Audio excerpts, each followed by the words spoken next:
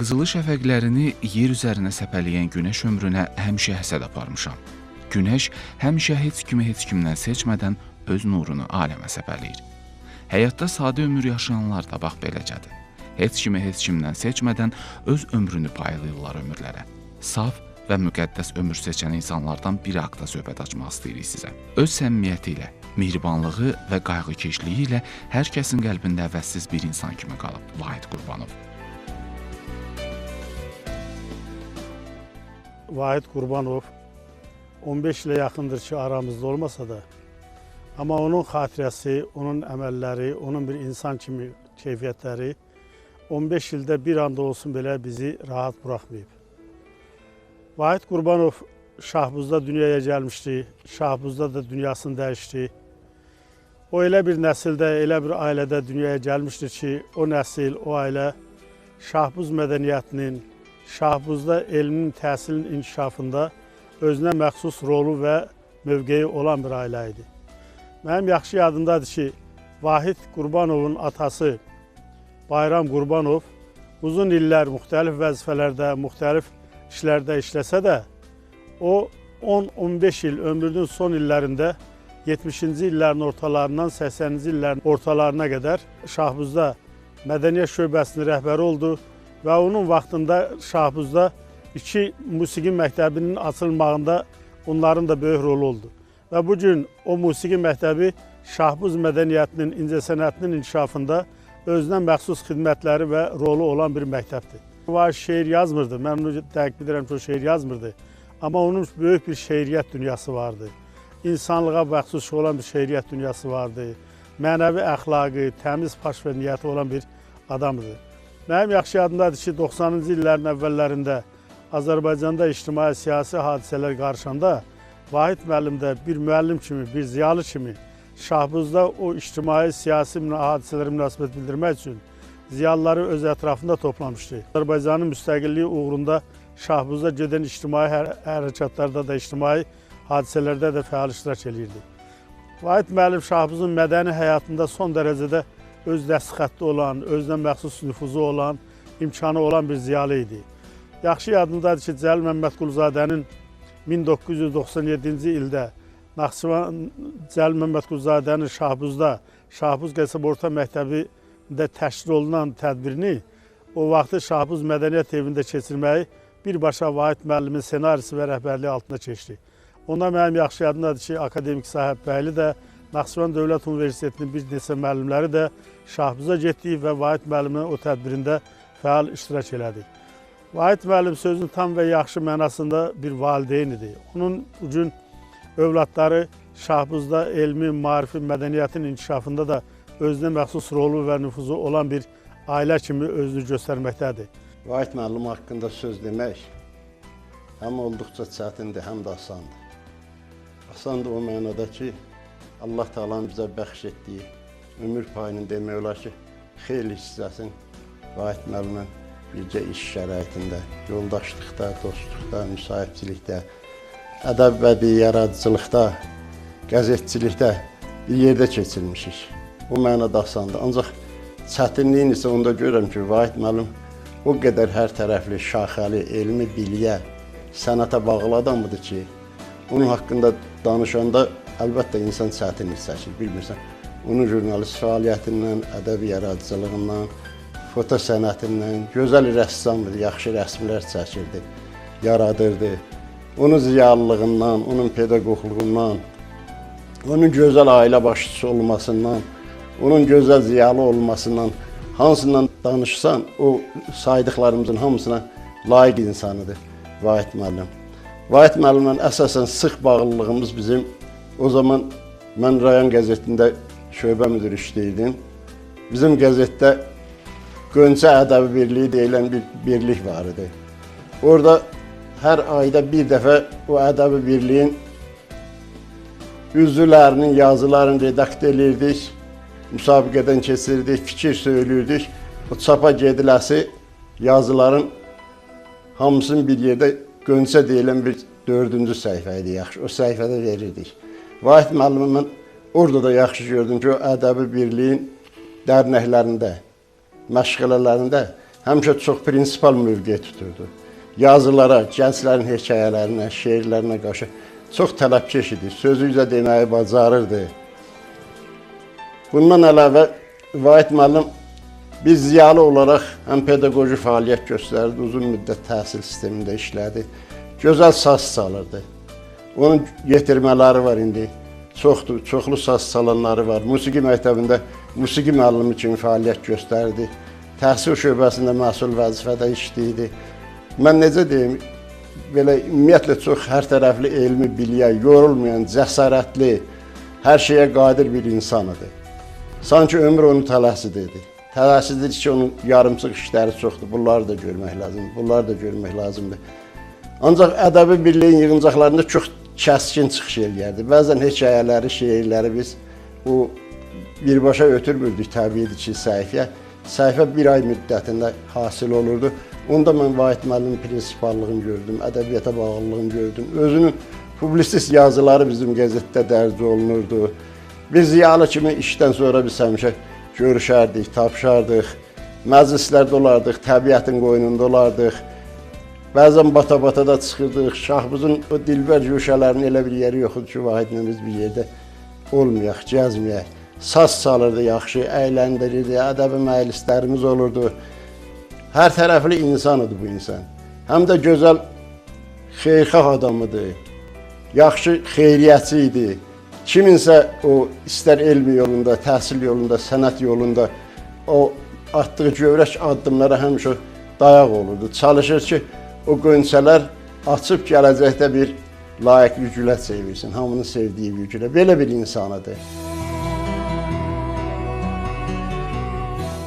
Vahid Qurbanov 1946-cı ildə Kənd Şahbuzda Ziyalı ailəsində anadan olub. Atası Bayram Qurbanov o vaxtki Sosializm Maldarlığı qəzetinin redaktoru olub.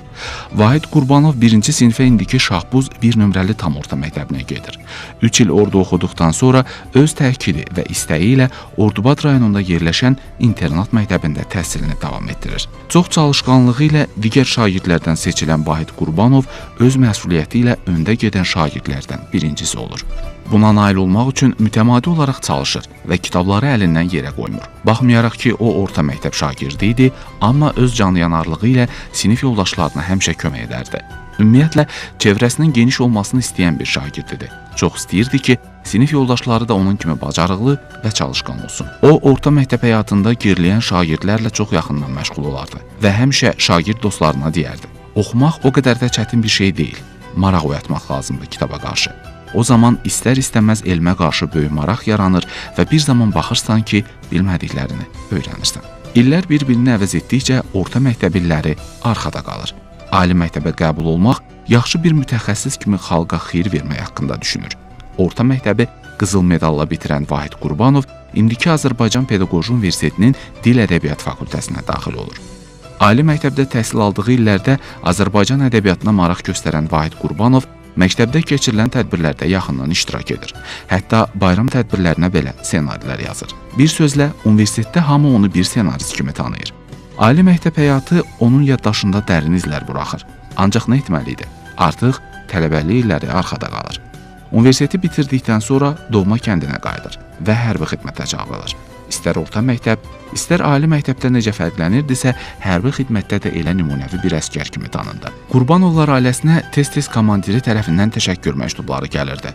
Ata-ana sevincinin həddi-hüdudu olmurdu. Övladları həmişə harda olurdusa belə ailənin başını uca edirdi. Vahid Qurbanov hərbi xidmətə yollananda bir əsgər kimi getdi, amma geri qayıdanda leytenant kimi döndü. Vahid Qurbanov Şahbuz rayon partiya komitəsində təlimatçı, 3-cü katib, rayon maarif şöbəsində metodist, sonralar Şahbuz rayon musiqi məktəbində saz şöbəsinin açılmasının təşəbbüskarı olur.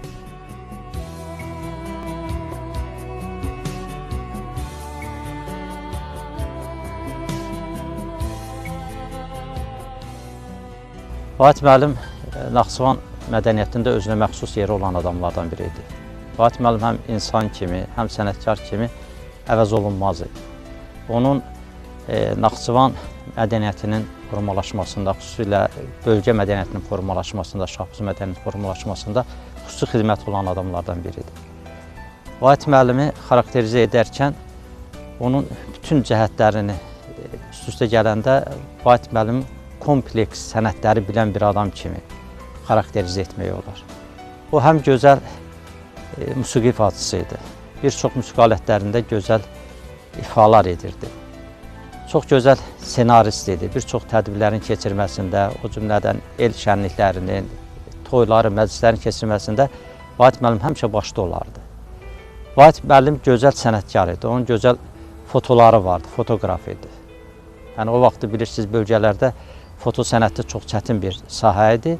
Amma Vahid müəllim bundan ciddi məşğul olurdu və çox uğurlu fotoları vardı. Vahid müəllim şahbuzda o vaxtı çatışmayan sahələrdən biri deməli, həvəskar rəssamlıq da edirdi. Buna bəzən həvəskar rəssam olsa da, amma onun rəsm əsərlərinin həm ideyası, həm məzmunu, həm məntiqi, həm rəng duyumu bir professional rəssamınki kimi idi. Çünki o vaxtları Şahbuz rayonunda professional rəssamlar çox az idi. Düzdür, Şahbuzda rəssamlar var idi. Məsələn, Külüs kəndində bir neçə rəssam vardı, hətta bir rəssam yox idi.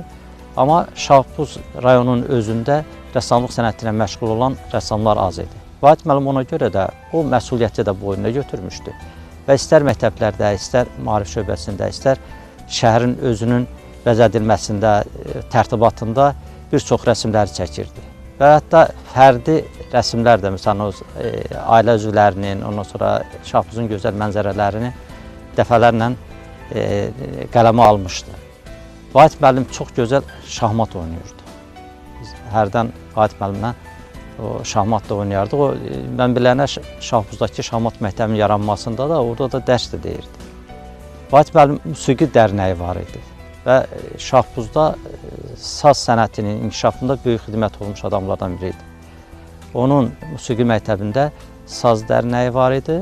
Bildiyimə görə Şahbuzun bütün bölgələrindən o dərnəyə gəlib və bu gün də artıq aşıqlıq sənətini layiqincə təbliğ edən davamçıların olduğunu bilirəm.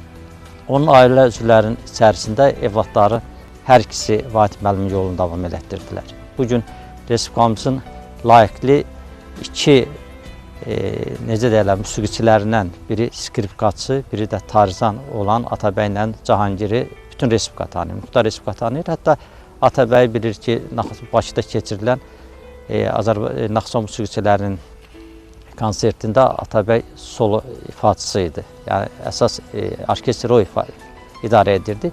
Bu da bizim bir dostumuzun uğuru kimi. Vahid müəllim bu günləri görməsə də, amma onun ən böyük arzusuydu. Elə bilən Vahid müəllimin ruhu çox şad oldu.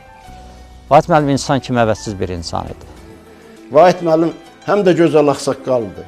Tək evin yox, elin ağsaqqalı idi. Eldə bir məsəl var, deyərlər ki, filan kəs evdən getdi. Yəni bir evin ağsaqqalı idi. Bir də deyirlər ki, eldən getdi. Vahid müəllim həqiqi mənada eldən gedən ziyalı idi. Eldən gedən ağsaqqalı idi. Vahidi el itirdi.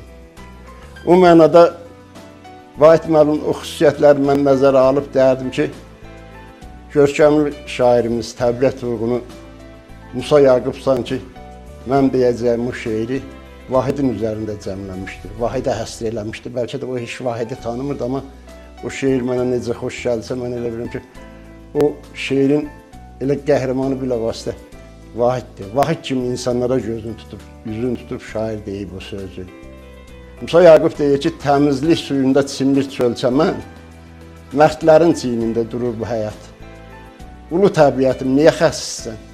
Yaxşı adamları biraz çox yarat.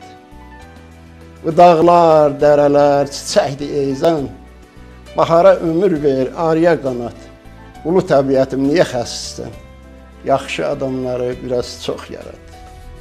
Arını milçəyi yerbə yer eylə, onda bu çiçəklər pətəyə dolar. Min pay bəs eyləməz bir əyri ələ, min düzü bir payla yaşatmaq olar. Yarad ulduz təki bir cana min can, yaxşılar xeyrinə ömrü tarazla, ürəyin yaxşılıq damarlarını şax ələt biraz da, çoxalt biraz da. Ey uca Allahım, niyə xəsissən? Yaxşı adamları biraz çox yarat. Vahid bu mənada əsl Musa Yaqubun mən dərdim qəhrəmanı idi.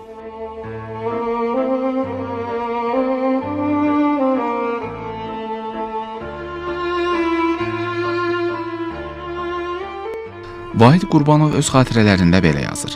İnternat həyatım zahirən çox sakit keçirdi. Həyatım da özüm kimi çox fağır idi. Amma daxilən çox coşqun idi mənim həyatım. Bir dəqiqə vaxtımı boş keçirməzdim. Bu dərnəkdən çıxıb o biri dərnəyə gedirdim. Üstəlik də məktəbin şagirdləri ilə gördüyüm işlər, gündəlik dərslər. Mən düz 7 dərnəkdə iştirak edirdim. Tar, rəssamlıq, xor, nəfəsli orkestr, gimnastika, dülgərlik, çilingərlik. Əlavə olaraq da ayaqqabı təmir eləməyi də öyrənmişdim.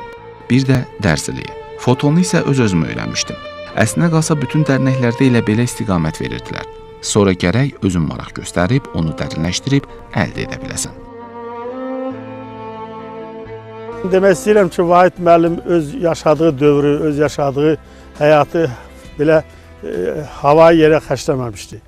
Mən deyim ki, Vahid müəllim institutu qutarıb Şahbuzda gələndən sonra o müəllimliklə, kiçik az da olsa müəllimliklə məşğul olmuş və ondan sonra o vaxtın dili ilə desək, Komsomol, Şahbuz rayon Komsomol təşkilatında nüfuzlu vəzifə sahiblərindən biri olmuşdur və o Şahbuzda gənclərin inkişafında, gənclərin formalaşmasında, onların bir vətənpərvər kimi yetişməsində etiraf edeyim ki, Vahid müəllimin rolu danılmazdı.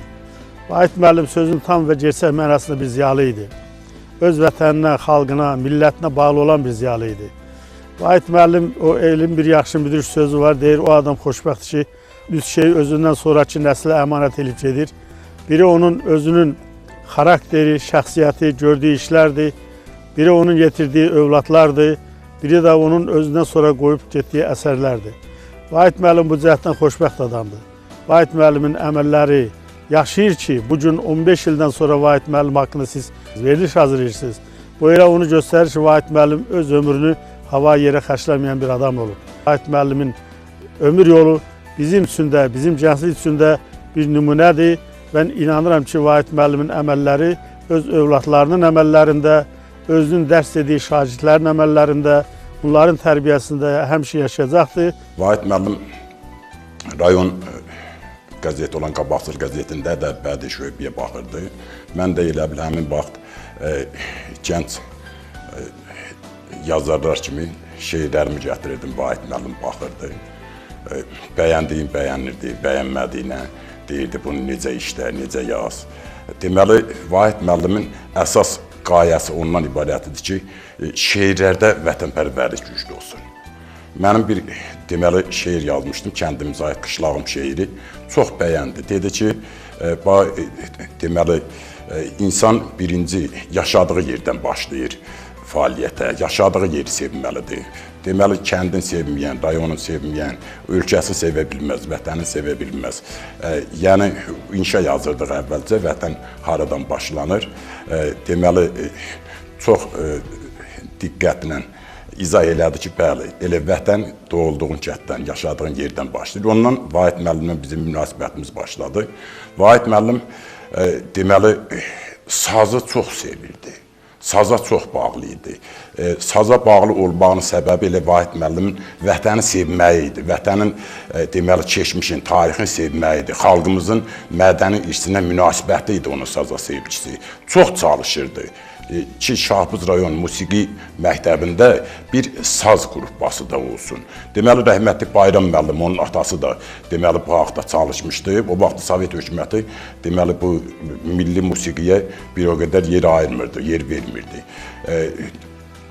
İlk dəfə deməli, Naxçıvanda, Şərurda, Abdullah Qurbanini Şərur Tarixşünaslıq Muzeyində bir dərnək yaratmışdı. Bu dərnək yaradılandan sonra Vahid müəllim dedi ki, yox, nə cür olur olsun, mən Şahbuz Musiqi Məktəbində həmin qrupbanı açacağım və deməli, həmin qrupbanı açdı. Böyük bir bayram oldu həmin gün. Qələbə idi, qələbənin sevincini yaşadıq həmin gün. Vahid müəllimin çox şagirdləri oldu. Elə qayğıkeş, elə mehriban adamıdır ki, onun şagirdləri demək olar ki, Vahid müəllim bugün olmayanda onlar elə bil ki, məktəbə nə gəlmək istəyirdilər, nə başqa bir adamı dinləmək istəyirdilər. Və təsadüfi deyil ki, Vahid müəllim rəhmətə gedəndən sonra burada deməli bir qız var idi, saza gəlirdi, özü də qəşəng saz çalırdı. Bir yolluq sazın atdı, dedi yox. Və Atabəy müəllim də neçə dəfə elə bil ki, Şam adlı qızıdır. Müraciət elədi, dedi yox, Vahid müəllim yoxdursa mənim məktəbə getməyim yoxdur. çoxdur. Çox adam tanınmazdı, amma rayonun o kəndi olmaz ki, orada Vahid müəllim tanınmasın, sevinməsin. Ölüm sevinməsin, qoy. Ömrünü vermir bada.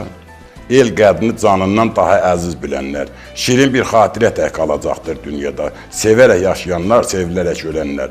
Vahid müəllim doğrudan da sevərək yaşadı və sevilərək dünyasını dəyişdi. Həyat insana bir dəfə verilir və hər kəs onu yaxşı və mənalı yaşamağa çalışmalıdır. Nə edirsən ki, belə olmur. Ömrü sadəcə başa vurur. Kimisi isə həm yaşayır, həm də yaşadır. Ömrünü ömürlərə calayır.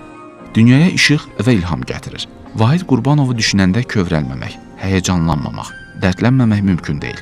Bircə təsəlli olur ki, onun ömrü yaşadıkları illərlə yox, nəsillərin yaddaşı ilə ölçülür. Bir zaman belə insandan dərs alan tələbəsi Həsən Səfərov onun haqqında öz ürək sözlərini sazın səsi ilə ifadə etdi.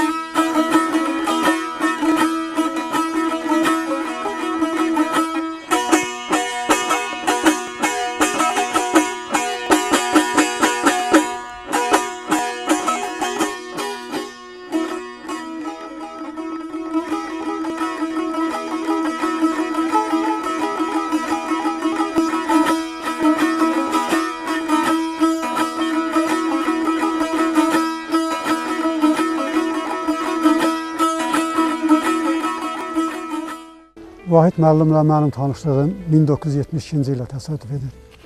Bu da çox sayda bir təsadüf nəticəsində biz bir-birimizlə tellərlə bağlandıq. Mən 1972-ci ildə orta məktəbi bitirmişdim.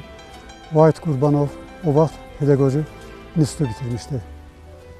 Demək, rayonumuza qayıtdı, gənc idi, mən də gənc idim. Onu həmişə foto işi maraqlandırırdı. O bir neçə nəfərdən soraqlamışdı. Məni ona nişan vermişlər. Demək ki, o dövrdə belə idi ki, indiki kimi müasir texnologiya yox idi.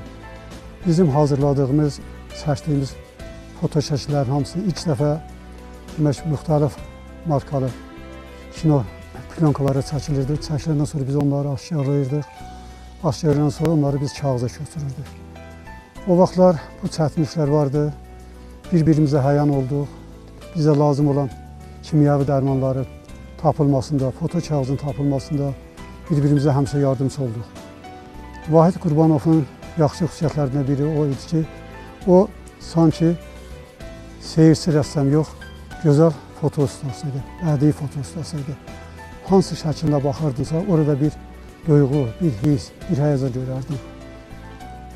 Bu şəkillər bir müddət Batabat lövhələri adı ilə həm onun tərəfindən, həm də mənim tərəfimdən çəkildi. Rayonumuzun əmək qəhrəmanlarının fotoportretlərinin hazırlanmasında, onların ayrı-ayrı muzeylərə verilməsində, ümumiyyətlə şahbuz lövhələri, Batabat lövhələri, ulu dağlarımız olan çaylarımızın, bulaqlarımızın elə bir anı, elə bir dəqiqəsi olmuyor ki, Vahid müəllimin Zenit fotoaparatının süzgəsindən keçməmiş olsun.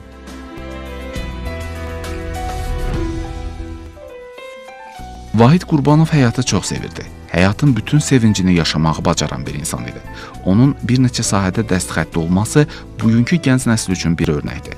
Baxın, bu insanda nə qədər yaşamaq, yaratmaq və öyrənmək həvəsi vardı. Onun ibrətamiz nəsihətləri də onu yad edənlərin qulaqlarında həmişə səslənir. O həm də bir el ağsaqqalı idi. Belə insanlar heç vaxt unudulmur və dillərdən belə düşmürlər. Harda olsan belə söz düşəndə tez deyilir. Vahid müəllim belə deyərdi. Elə bunun özü örnəklikdir.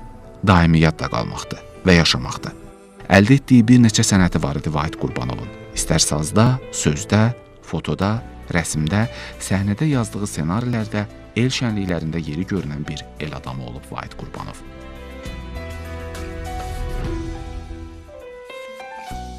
Vahid müəllimin çox böyük arzuları vardı. Bu arzularından biri Şahbuz çayının Şahbuzdan üzbəüz sol tərəfində bir sanatoriya salmaq istəyirdi. Ya bunun üçün də çox çalışdı.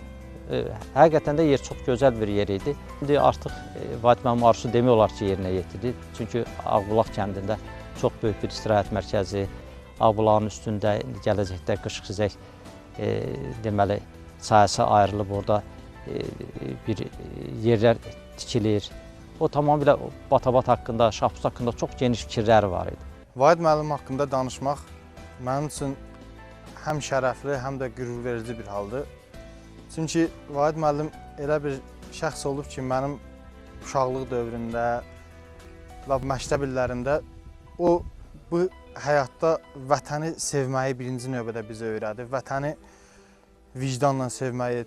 O deyirdi ki, həmişə vətəni sevmək edib əldə silah posta durmaq deyil. Vətəni sevmək istənilən bir peşədə, istənilən bir sahədə öz işində vicdanlı olarsansa, bu sənin vətənpərvərliyin, bu sənin düzgünlüyündür. Bizi bu ruhda böyüdürdü. Həmçinin o bizim rayonda və yaxud da Naxçıvan Muxtar Respublikasının bütün tədbirlərində, təşkil olunan bütün tədbirlərdə həm kiçik səhnəciklər, həm şeir müsabiqələri, həm inşa yazı müsabiqələri, bunun üçün bizdə dərnəklər var idi. O dərnəklərdə Vahid müəllimin bizim üzərimizdə çox böyük əziyyətləri olubdur. Mən onun bir şagirdi olaraq, onun bir yetirməsi olaraq Naxçıvan Muxtar Respublikasının şeir müsabiqələrində çoxlu nailiyyətlərim var. Həmçinin Şahbuz rayonunun bütün tədbirlərində fəal iştirak eləmişəm. Hamısı bunların mən Vahid müəllimin sayəsində, onun mənim üzərimdə çəkdiyi bütün zəhmətlərin sayəsində olubdur.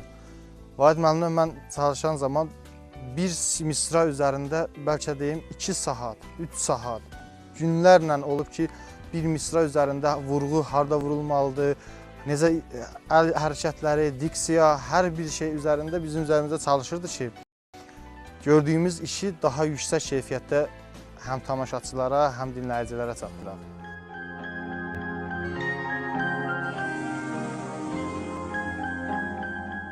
Bugün söhbət açdıq Vahid Qurbanov haqqında. Bu ad onun həmvətənlərinə doğmadı. O, bu hörmət və məhəbbəti öz halal zəhməti, şərəfli müəllim ömrü ilə qazanıb. Sözü keçən, sayılıb seçilən ağsaqqallardan birinə çevrilib. Bu bir həqiqətdir ki, halal zəhmətləri ilə ucalanlar heç zaman unudulmur. Əziz və mehriban insan kimi ürəklərdə yaşayır.